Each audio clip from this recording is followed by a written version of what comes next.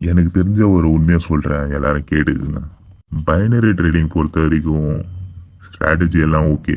ஆனால் டிசிப்ளின் இல்லைன்னு வைங்களேன், என்னதான் டாப் கிளாஸ் செட்டப்பாக இருந்தாலும் உங்களுக்கு ஒர்க் ஆகாது.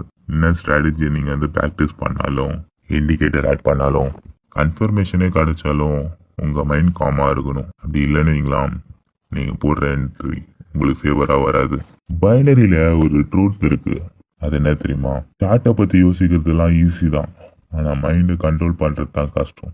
லாஸ் ஆன உடனே மைண்டு சொல்லும், ஒரு என்ட்ரி போடு ப்ரோ, ரெக்கவர் ஆகிடும் அப்படின்னு. பட் அதுவும் லாஸ்ட்ல தான் முடியும். இதுதான் பைனரியோட ட்ராப். ஸோ டிசிப்ளின் இருந்தால் லாஸ் வந்து டெம்பரரி தான். பட் டிசிப்ளின் இல்லைன்னு வைங்களாம், உங்கள் அக்கௌண்ட்டுக்கு பூஜை தான். ரியல் ட்ரேடருக்கு ஸ்ட்ராட்டஜி மெயின் இல்லை, டிசிப்ளின் தான் மெயின். ஸ்ட்ராட்டஜி வச்சு உங்களால் வின் பண்ண தான் யூஸ் ஆகும். பட் டிசிப்ளின் இருந்தால் இந்த கேபிட்டல் ப்ரொடெக்ட் பண்ணுறதுக்கும் யூஸ் ஆகும். இந்த மாதிரி நீங்களும் பைனரி ட்ரேடிங் லேர்ன் பண்ணணுன்னா த லாஸ்ட் ஓப்பன் கமெண்ட் பண்ணுங்கள்.